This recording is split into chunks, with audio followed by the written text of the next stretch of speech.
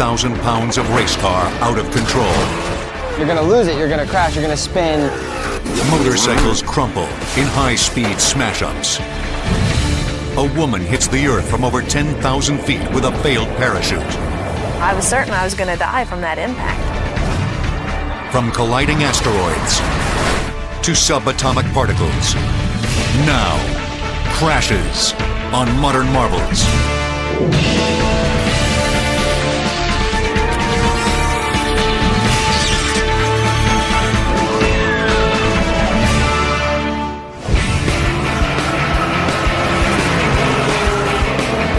High speeds, close formations, split-second maneuvers. Yellow flag, yellow flag, yellow. All the things that make auto racing so thrilling also make it deadly. Actor-turned-race car driver Frankie Muniz knows just how dangerous the sport can be. Being a race car driver, you know you're going to be involved in accidents every once in a while, big crashes and stuff. It's kind of something that comes with the territory of being a driver. You know it's going to happen, and most of the time you can't avoid it, and they hurt. Last season, I actually fractured my back, broke my wrist, broke my ankle, broke 6 ribs. So I've had a few big ones. One of the primary causes for auto racing crashes is driver error. The driver's always trying to find the limit on the car. How far can I brake? You know, how fast can I take this corner? Can I go a little bit faster? And sometimes you just take it a little bit too fast, and the car just doesn't have the grip, can't take that speed, and you lose control of the car and hit the wall. On average, there's one serious injury for every 300 racing accidents. But 40 years ago, that ratio was 1 in 10. When I started IndyCar racing in the late 60s, you know, we lost a guy a weekend. You know, there's a lot of fire deaths, a lot of deaths from extremity injuries and head injuries and that kind of stuff. And basically it was a tube-framed car with a 70-gallon fuel tank on the back, and the driver just hung out in the open. There's nothing to protect them. Crashes have been part of auto racing since its earliest days. In 1911, the very first Indy 500 had a multi-car pileup just 13 laps into the race. As cars got faster, dangers increased. Early on in motorsports, the focus was make the car fast, then make it reliable, and then worry about safety afterward. The 1958 Indy race saw one of its largest accidents. Car number 5, the Zinc Special, is the first to wreck, another over the wall, and we've got 1, 2, 3, 4, 5, 6 cars piled up here on the northeast turn. The fatal flip of driver Pat O'Connor's car led to mandated metal roll bars and medically certified helmets for Indy drivers.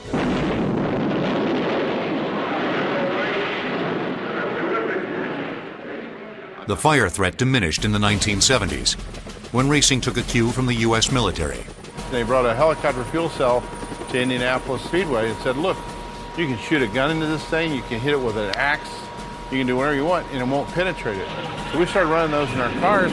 That went away. There was no more deaths from fire. In the 1980s, carbon fiber replaced steel plates and aluminum tubing in race car construction. The result was a lighter yet stronger vehicle, capable of deflecting energy away from the driver. So when you crash, everything disintegrates. All these suspension parts, the wheels, the front wing, everything is designed to break off the car fairly easily, and that way the impact it's absorbed by the car, not absorbed by the driver. Here's the math. A car in motion builds up kinetic energy. The heavier the car and the faster it goes, the more the kinetic energy increases. A 3,600-pound racing car traveling at 180 miles per hour has enough kinetic energy to launch an average man 5 miles into the air.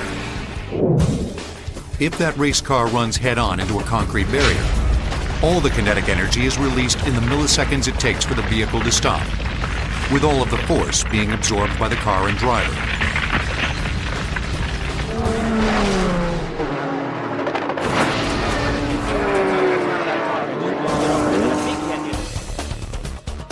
crash in which a car spins, tumbles, and shatters releases the kinetic energy over a greater period of time, dispersing the force.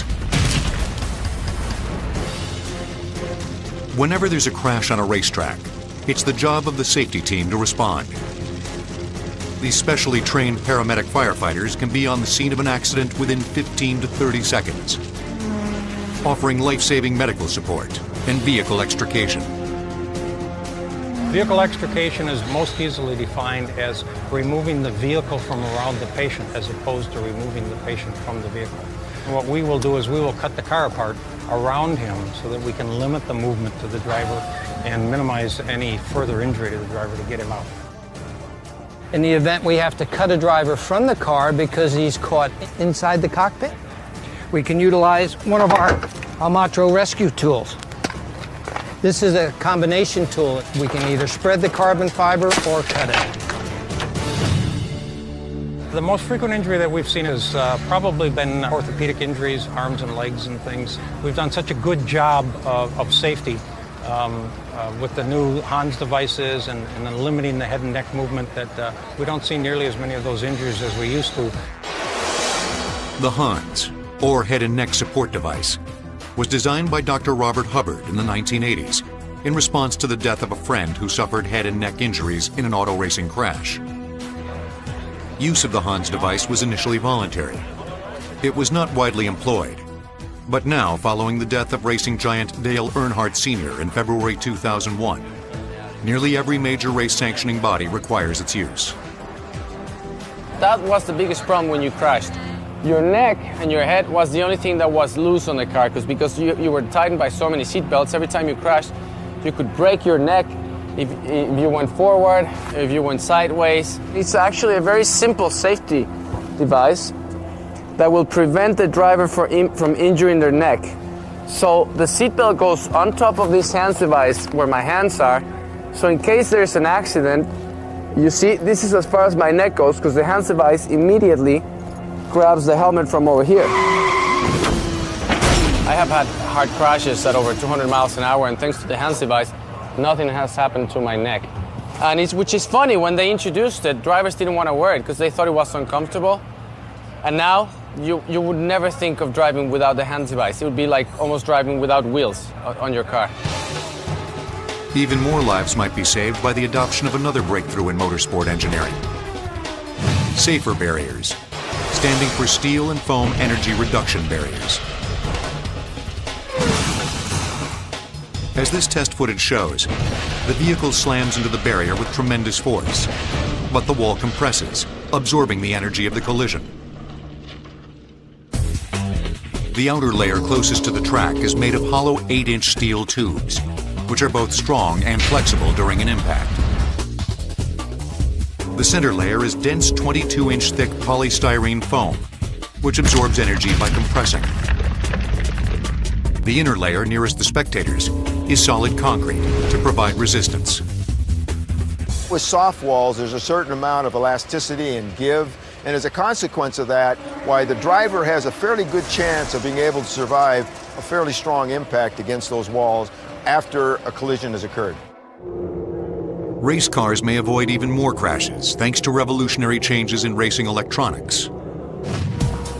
Here at the Panther Racing Team facility in Indianapolis, Indiana, the crew prepares their car for the Indy 500.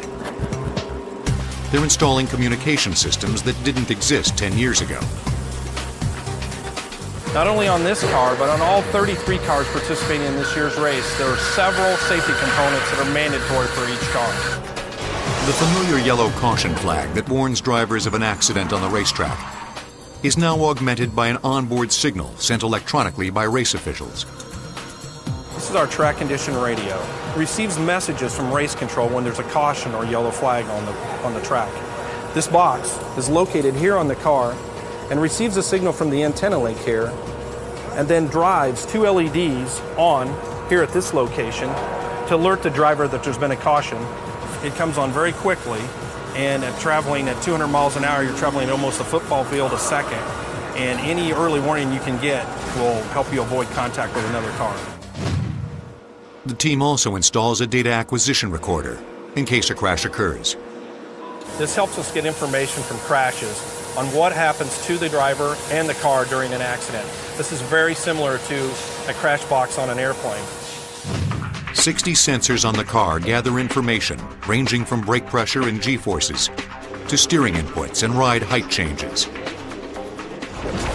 The accident data recorder not only receives data from sensors located on the car, but it also receives data from sensors located in the driver's ears. These earpieces, which also provide communication to the team, provide us with G-load data about what happens to the driver's head during an accident. After a crash, G-force data from the driver's earpieces are downloaded from the accident data recorder and analyzed. During the analysis, we're looking for, one, how much force the driver experienced or how much injury he might have sustained in the crash based on acceleration, and then two, if there's anything that can be done to the car to make it safer in the future.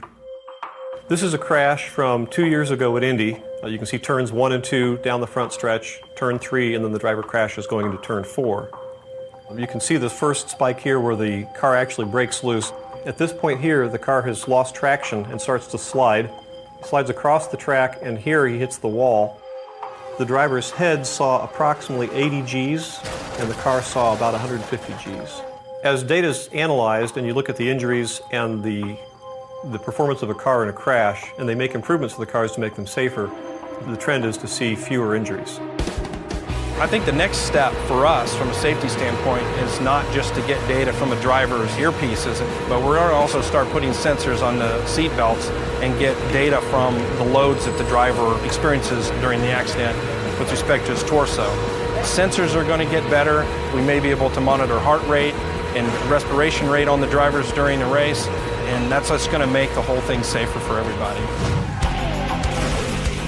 While crashes in auto racing are becoming safer, another motorsport is becoming more dangerous: riding motorcycles. In 1955, a race car in Le Mans, France, crashed, killing the driver and over 80 spectators. It is racing's deadliest accident. Crashes will return on Modern Marvels. We now return to Crashes on Modern Marvels.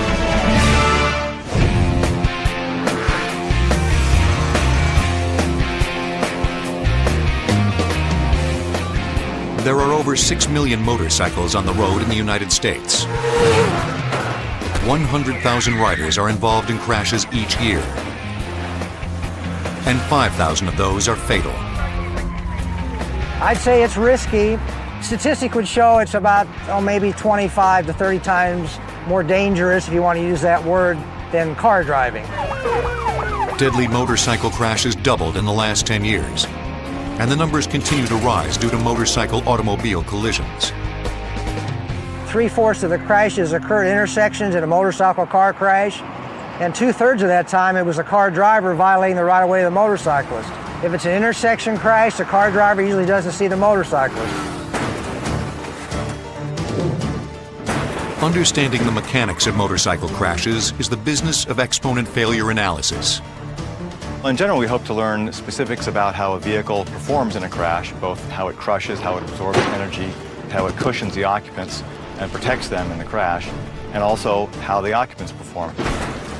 We do this for insurance carriers, motorcycle manufacturers, and then we do a lot of litigation-related work. Exponent Failure Analysis conducts crash tests at its 147-acre research facility in Phoenix, Arizona. Today we're going to be testing some motorcycle impact mechanics, a motorcycle hitting a passenger vehicle. The motorcycle in this test will be going down the rail at approximately 30 miles an hour, and we've got a car that's going to be coming across from our 90-degree road.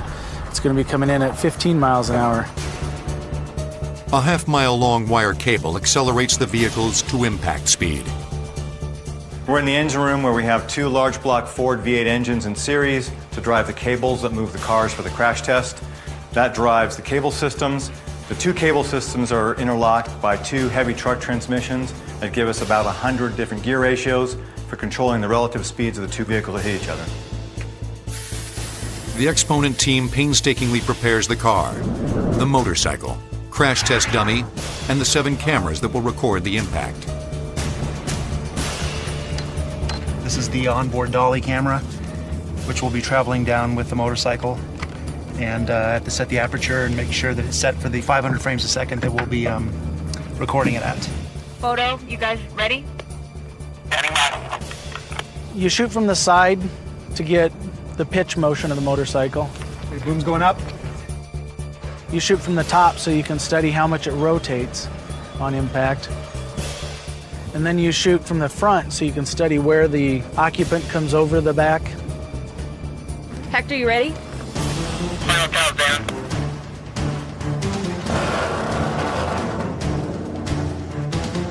Roll out, she's all yours.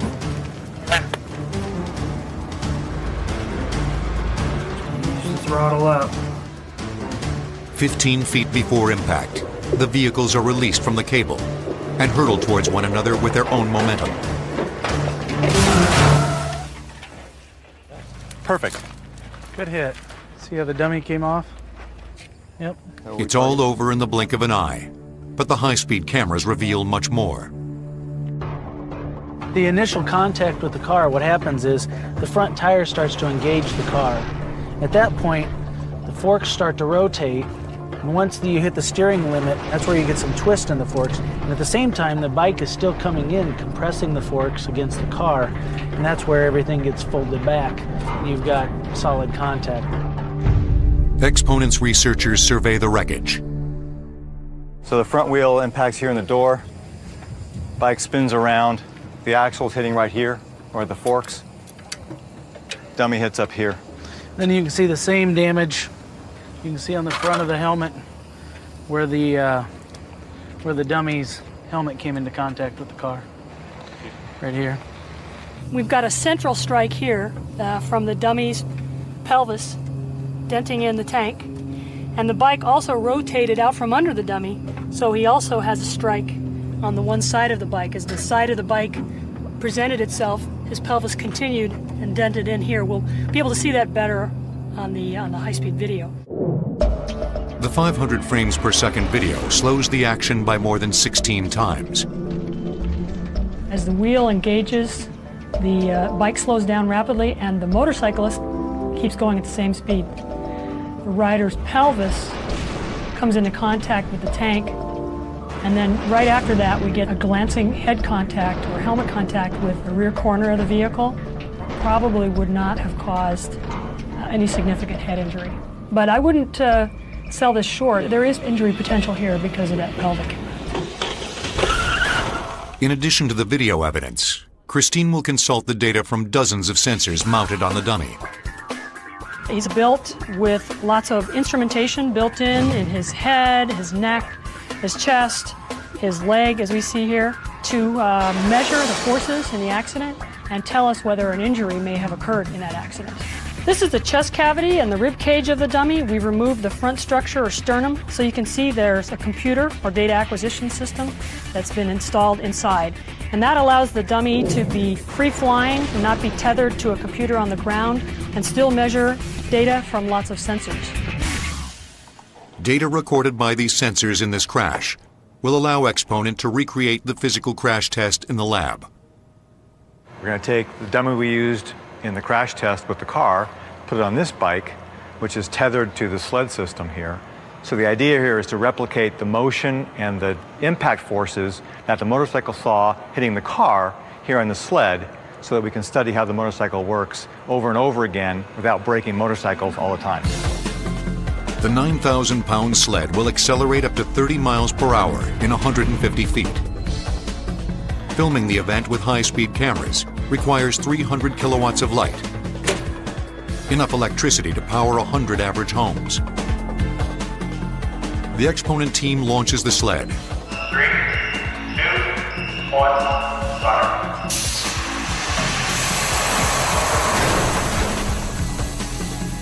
The slow-motion cameras reveal that the replication of the crash test was a success.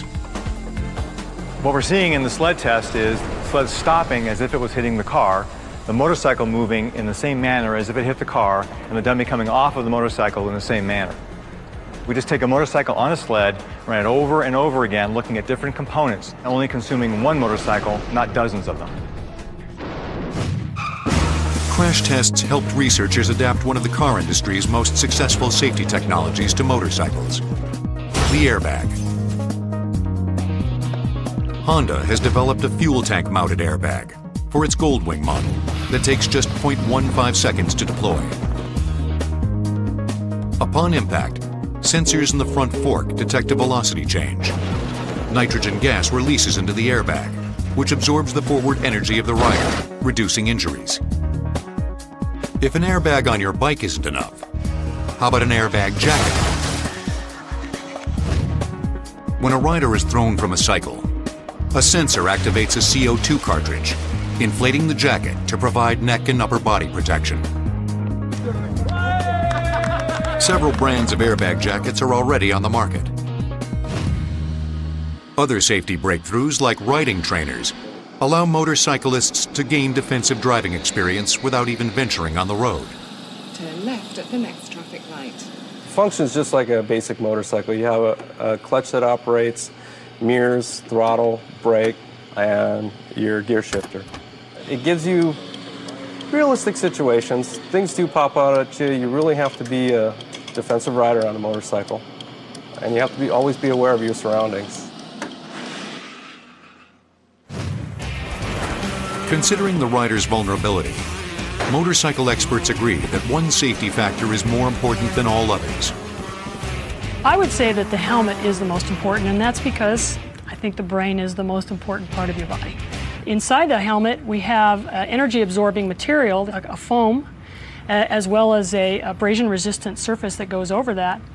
And this energy-absorbing material will crush when the head impacts a hard surface, and that will absorb energy and reduce the acceleration that is seen by the skull and the brain inside. Basic things you want to look for in a helmet is you want to make sure that they have minimum DOT approval, which is Department of Transportation. Next thing you want to look for is SNELL approval, which is an impact rating. To receive a certification from the not-for-profit Snell Memorial Foundation, helmets undergo a rigorous battery of tests, including impact resistance, face shield strength, and chin guard deflection. It's the most important safety item you could wear. It comes down to how valuable is your head. Even at modest speeds, the impact of a motorcycle collision can be devastating. Now, imagine a skydiver on a crash course with solid ground after experiencing parachute failure. Amazingly, some have lived to tell their tale. Motorcyclists over 40 represent half of all U.S. riders and also half of all cycle crash fatalities. Crashes will return on Modern Marvels. We now return to Crashes on Modern Marvels.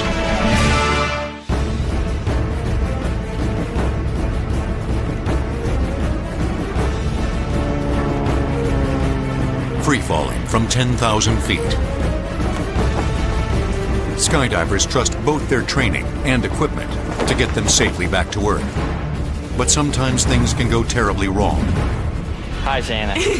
All right, Shana, what are you getting ready to do? My first AFF. All righty then, good job. On October 9th, 2005, 21-year-old skydiver Shana Richardson jettisoned her main parachute and experienced a malfunction on her reserve parachute. She hurtled to Earth and crashed face first onto an asphalt parking lot. Remarkably, she survived. I broke just about every bone in my face. The doctors describe it as eggshell fractures. Broke all the bones in my cheekbones and in my nose and my eye sockets. I knocked out the top front 5 teeth in my mouth. I broke my pelvis in 3 places, and I had broken my leg as well. I should have died. I shouldn't be alive. Worldwide, approximately 60 people die while skydiving annually. A third of those fatalities result from failure of the canopy to deploy. That's what happened with Shana's reserve chute. The dynamics of parachute failure can be complex, involving everything from equipment malfunctions, weather conditions, and most frequently, operator error. Bob Feisty Feisthamel is a U.S. Parachuting Association certified instructor, master rigger, and world champion skydiver. He's performed mishap analysis on past skydiving fatalities. The main reason that people would have malfunctions, usually it's a human packing error. If you don't have a good parachute packed, now you have to get rid of it eventually and go to your reserve. And nobody really likes to go to their reserve for any reason. A perceived malfunction can be just as dangerous as a real one, especially for a novice skydiver like Shana West. It was just a beautiful sunny day, kind of abnormal weather for October. The plane ride to altitude takes about 20 minutes, and it was pretty standard as compared to all my other dives. I was comfortable with what I was getting ready to do. Her instructor, Rick West, at the time also her boyfriend, videotaped Shana's jump so she could review her form following the skydive. Then when we got to 10,000 feet, it was time to leave the airplane and do the jump. And Rick climbed out first, and he was standing on the side of the airplane waiting for me, and he helped me out of the plane, and then we let off at the same time. And we free fell from 10,000 down to 5,000 feet. She waved off and deployed, and everything looked really good. I was saying, good job, that's my girl. But everything wasn't good. Doing some practice maneuvers, I lost control of the parachute. I heard a loud snap, and I thought, in my unexperienced mind, that I had broken lines. You can't fix broken lines. The only option is to get rid of it. And it's not a malfunction, but they perceive it as a malfunction. And then they go to the next step, which is getting ready to their main parachute and then opening up their reserve parachute. Shana spun downward completely out of control, forcing her to jettison her main chute. And I really quickly deployed my reserve parachute, and it came out, and it was just a flat, straight up malfunction. It just did not do what it was supposed to do. Shana! Shana! Put the brake! It came out with a hung slider and a tension knot, which prevented my parachute from opening all the way. Upon abandoning her main parachute, Shana's reserve parachute automatically deployed. But because Shana was in a spin at the time, the lines of her reserve chute became tangled, creating a tension knot. The knot prevented the slider on her reserve chute from descending. The slider's normal function is to slow the opening of the canopy, but in this case, the stuck slider prevented the reserve chute from fully opening. Instead of having a square parachute, I had a triangle-shaped parachute, cupped the wind, caused me to spin. And I'm thinking that she was in trouble, that she wasn't doing fun 360s. And that's when I start yelling at her.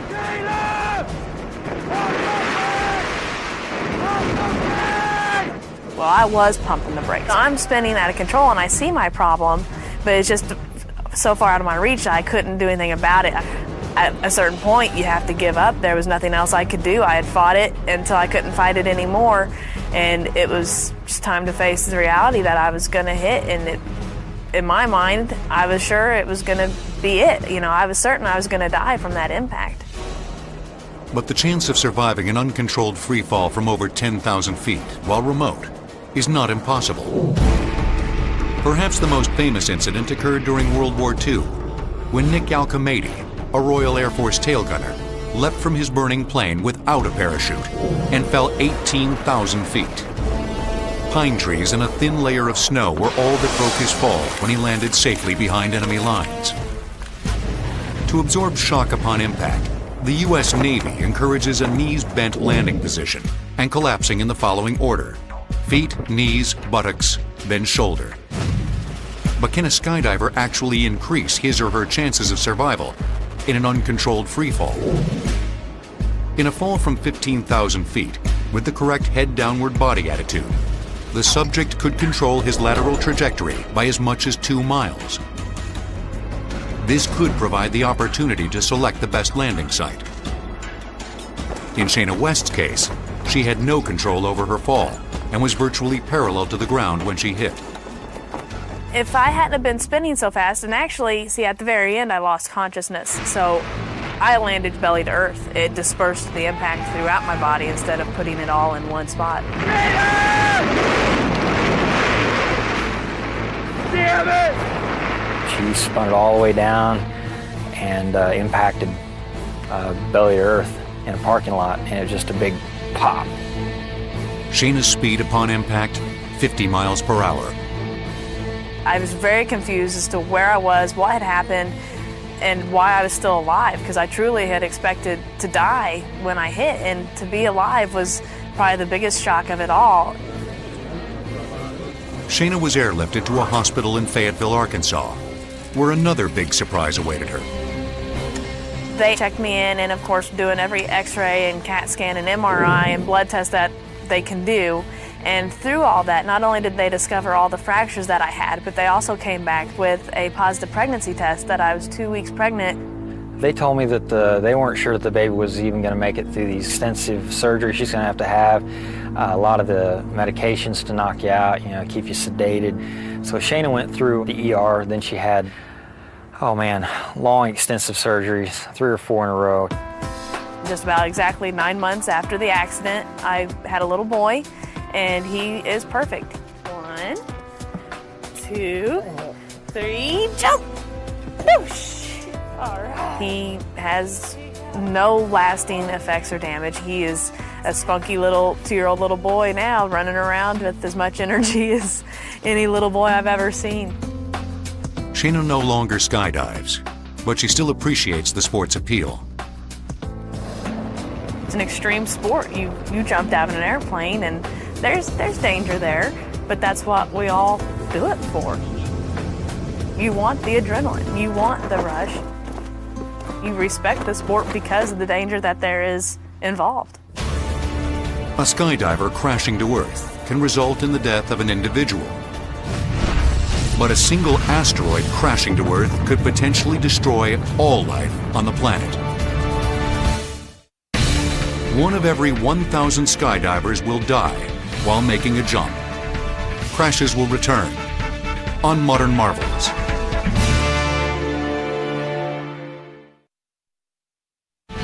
We now return to Crashes on Modern Marvels. Earth is under bombardment. Every day, 200 tons of meteoroids, ice, and dust from space collide with our planet. Lucky for us that most of it disintegrates during entry into our atmosphere. Some, however, can't be stopped. In the fall of 1992, a meteoroid put on a spectacular display as it shattered upon entry into the Earth's atmosphere.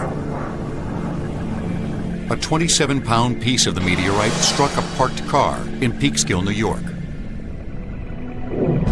A meteoroid is larger than dust, but smaller than an asteroid. An asteroid is at least 150 feet in diameter, but can be as large as a small planet. Comets, which can range in size from a few feet to tens of miles in diameter, are often described as dirty snowballs, since they are composed of ice, rock, and dust. They're also distinguished by a glowing tail. There are nearly 1,000 known asteroids that cross the Earth's path, which are at least a kilometer wide. When large meteoroids, asteroids, or comets penetrate our atmospheric shield, the results can be catastrophic. 50,000 years ago, a 150-foot diameter meteor crashed to Earth in the Arizona desert, creating a crater half a mile in diameter and 570 feet deep.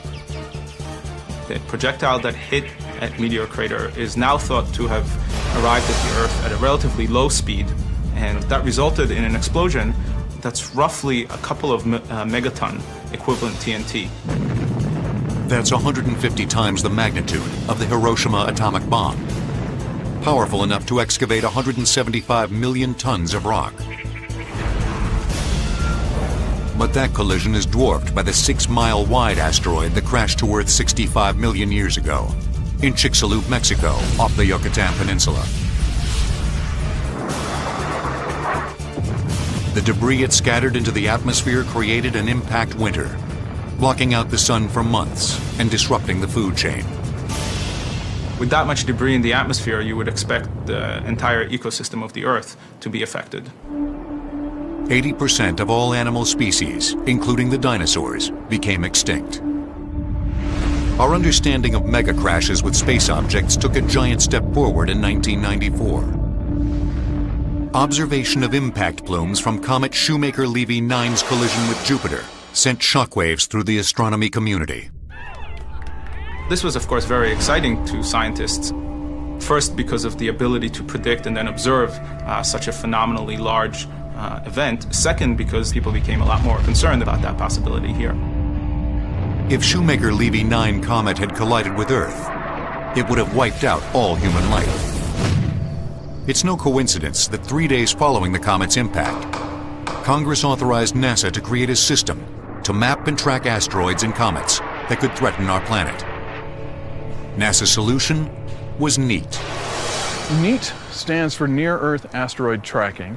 It's a program run by the Jet Propulsion Laboratory here at Palomar in Hawaii, where basically they're looking for asteroids that are going to come close to the Earth at some point. Currently, the NEAT program operates from here at Palomar by using a 48-inch telescope that robotically searches through the sky during the night and photographs different regions, rephotographs them, and looks for moving targets. Although Palomar Observatory is equipped with a giant 200-inch Hale telescope, its 48-inch Schmidt wide-angle telescope is better suited to searching for asteroids. When you hunt for asteroids, you don't know exactly where they are. And so having a wide-angle telescope, that's the perfect tool for the job, because you can see so much at one time that if you use a giant telescope, you have a narrow field of view, and it would take much longer to hunt through that same region to actually see anything. The Schmidt telescope gathers light from the night sky and focuses it on a 160 megapixel electronic camera. Each night, the NEAT camera takes 20 to 30,000 pictures. A microwave relay system sends images to the Jet Propulsion Laboratory 150 miles away. Computers at JPL analyze these data, sorting out those images that suggest comets or asteroids. NEAT takes 3 pictures of the night sky separated by 30 minutes of time. The software looks for moving objects against the background stars. NEAT's mission is to identify 90% of all comets and asteroids that cross the Earth's orbit, which are over 1 kilometer in diameter. If a 1 kilometer asteroid hit a major urban area, the destruction would be cataclysmic. But what can we do if NEAT locates an object on a collision course with Earth? If we suddenly found there was an asteroid tonight that was going to hit the Earth, there's nothing we can do. But if you have years' notice and you can convince a government to actually do something about it, then you certainly have the opportunity to save the Earth. Probably the worst thing to do to nudge an asteroid is to blow it up like in the movies, because you're going to create more pieces and they're going to go everywhere, and those are definitely going to hit the Earth. But if you can get a spacecraft there, you can actually change the path, the orbit of that asteroid. We may be in for a close call in 2029. On Friday the 13th in April of 2029, there will be an asteroid that will come so close to the Earth that if you're in Europe that night, you'll actually be able to watch it go across the skies. It'll come closer to the Earth than geostationary satellites, but it will miss. We know this for sure. There is some uncertainty as to its exact path, however, and if it falls within a very specific path, 7 years later, it will return and hit the Earth. That impact could result in as many as 10 million casualties. But scientists estimate the odds for such a collision are 1 in 45,000. Still, by 2036, let's hope we have a deflection plan ready to go. While many scientists look skyward for answers, there's one group that's looking inward, crashing together subatomic particles in hopes of unlocking mysteries of the universe. But some fear they may trigger doomsday in the process. In 1996, an asteroid almost a third of a mile wide passed within 280,000 miles of Earth.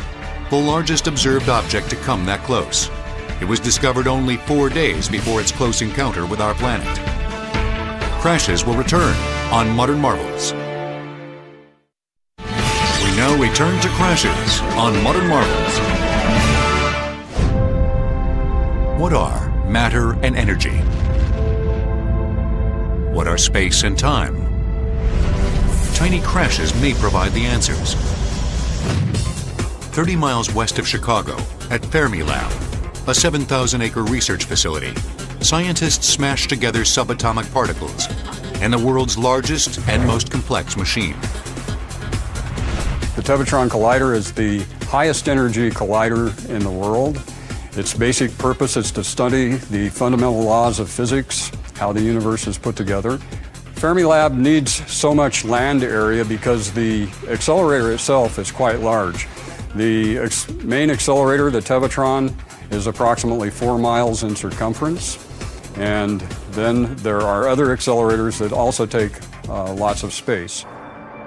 What the Tevatron is accelerating are trillions of tiny protons and antiprotons, which travel in opposite directions. Protons, along with neutrons, are found inside the nuclei of atoms. Crashing protons into a nickel target at extremely high speeds produces antiprotons. This is the Cockcroft-Walton accelerator.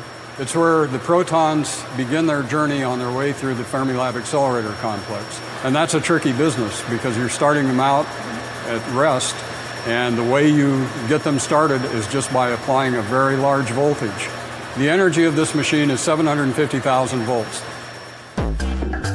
In tunnels 30 feet below ground, the particles build up speed as they travel in opposite directions around the 4-mile course of the Tevatron.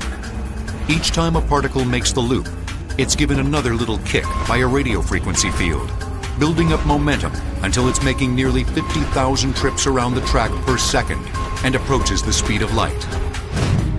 Powerful magnets line the underground tunnels to bend and focus the particles on their course. Once the particles are fully accelerated, they're allowed to collide.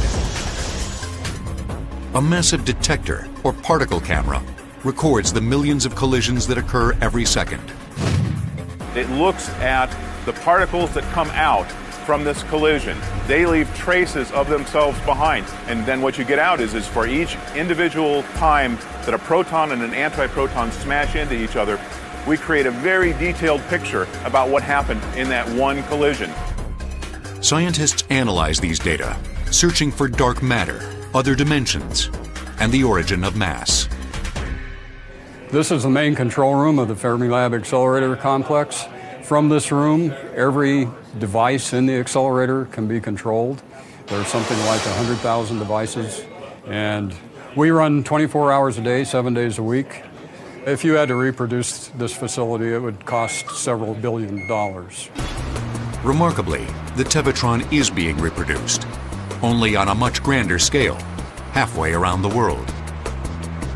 The Large Hadron Collider, or LHC, at CERN, which is a European laboratory centered in Geneva, Switzerland. The actual accelerator is so large it goes into France a little bit.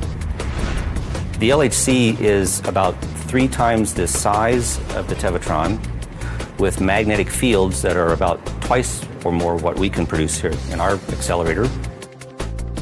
The LHC is so powerful that some fear the collisions it generates might actually create a black hole, capable of sucking in our entire planet. The scientists at Fermilab who have collaborated on the project dismiss the concern. The idea that we would generate a black hole under these conditions that would swallow up the Earth is such a remote possibility that no one would take it seriously. The high-energy collisions the LHC will produce may release a variety of previously theoretical particles, including the Higgs boson, the holy grail of subatomic physics, that might explain why all other particles have mass. These barrier-shattering collisions are just another example of the violent release of energy that we call crashes. To paraphrase an earlier physicist, Sir Isaac Newton, an object in motion tends to stay in motion, unless, of course, something happens to get in its way.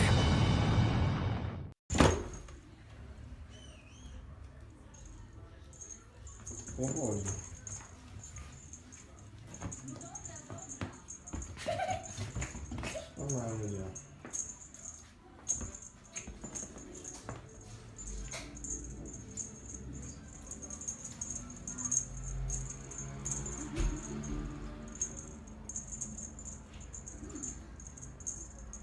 Nie, to już nie fajnie tak było, machanie czy do drzemu. Cześć, dobra.